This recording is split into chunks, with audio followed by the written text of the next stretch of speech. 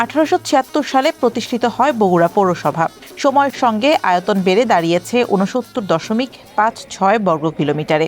একই সঙ্গে বেড়েছে জনসংখ্যাও। 21টি ওয়ার্ড নিয়ে গঠিত এই পৌর এলাকায় বসবাস করেন প্রায় 10 লাখ মানুষ। 150 বছরের পুরনো এই বগুড়া পৌরসভাই আজ থেকে পরিচিত সিটি কর্পোরেশন হিসেবে। 20 এপ্রিল বগুড়া পৌরসভা ভবনে সিটি কর্পোরেশনের উদ্বোধনী ফলক উন্মোচনের মাধ্যমে নতুন এই যাত্রার আনুষ্ঠানিক সূচনা করেন প্রধানমন্ত্রী তারেক রহমান। এর মধ্যে দিয়ে 21টি ওয়ার্ডের সীমানা অপরিবর্তিত রেখেই দেশের 13তম মহানগর হিসেবে আত্মপ্রকাশ করল বগুড়া সিটি কর্পোরেশন। একই সঙ্গে বিলুপ্ত হলো দীর্ঘদিনের পুরনো পৌরসভার প্রশাসনিক কাঠামো।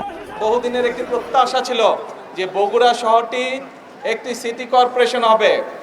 আমরা 2001 সাল থেকে এটির কাজ শুরু করছিলাম।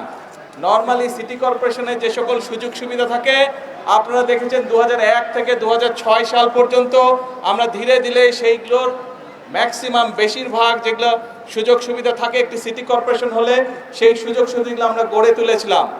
এখনো কিছু কাজ বাকি আছে, তবে আমরা এটি আজকে আনুষ্ঠানিকভাবে ইনশাল্লাহ সিটি কর্পোরেশন হিসেবে আমরা আনুষ্ঠানিক যাত্রা আজকে শুরু হলো বগুড়া শহরে।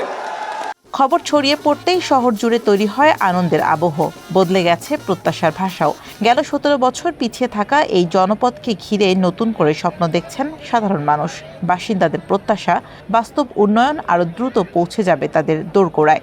ঈদের মতো আনন্দ, আজকে আনন্দের দিন, উৎসবের দিন। বিগত 17 বছর স্বৈরাচার সরকার আমলে কিন্তু বগুড়াবাসী অনেক দিক দিয়ে পিছিয়ে আছে। বগুড়ার লোক কোনো চাকরি পায়নি, সব দিক দিয়ে অবহেলিত বগুড়া শহর। আমাদের সন্তান বগুড়ার প্রধানমন্ত্রী হয়ে গেছে, আমরা চাই মহিলাদের জন্য একটা কর্মসংস্থান করতে। স্থানীয়রা বলছেন বগুড়া সিটি কর্পোরেশনের উন্নয়নে পরিকল্পিত উদ্যোগ নিলে উত্তরাঞ্চলের অন্যতম অর্থনৈতিক কেন্দ্রে পরিণত হতে পারে এই জেলা। গ্যাসের লাইন আমাদের আছে, কিন্তু আরও বেগবান করতে হবে। সেখানে রেল লাইনটা আরও দ্রুত, পাশে দিয়ে যেটা গ্যাসের লাইনগুলো গেছে এটা এখনও চালু হয় নাই, সেগুলো আমাদের দ্রুত চালু করা দরকার। বিমানবন্দরটা অতি দ্রুত চালু হওয়া দরকার, আমাদের যোগাযোগ মাধ্যমটা তাড়াতাড়ি শুরু হওয়া দরকার।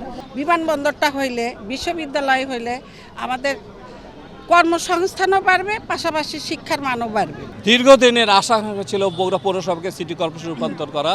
তা আমি বিশ্বাস করি এই সিটি কর্পোরেশন ঘোষণা করার মাধ্যমে বগুড়ার উন্নয়নের সূচনা হলো। নাগরিক সুযোগ সুবিধা বৃদ্ধি করার জন্যে সিটি কর্পোরেশন এবং বগুড়া উন্নয়ন কর্তৃপক্ষ একই সঙ্গে যুগোপায়ে সমন্বিতভাবে কিন্তু কাজ করতে হবে। মাননীয় প্রধানমন্ত্রী এবং তার যে সরকার, তার নেতৃত্বে যে সরকার চলমান রয়েছে, সেই সরকারকে অনেক ধন্যবাদ জানাই এবং আগামী দিনে আমরা বগুড়াবাসী তাকে সহযোগিতা করতে চাই, যাতে করে আগামী দিনে আমাদের আরও যে দাবিগুলো রয়েছে এবং বগুড়ার যে উন্নয়নের যে প্রয়োজনীয়তা রয়েছে, অতএব মাননীয় প্রধানমন্ত্রীর কাছে আমাদের একটি আবেদন থাকবে, খুব দ্রুত আমাদের বগুড়ার একটি আন্তর্জাতিক পূর্ণাঙ্গ এবং আন্তর্জাতিক বিমানবন্দর তিনি চালু করবেন।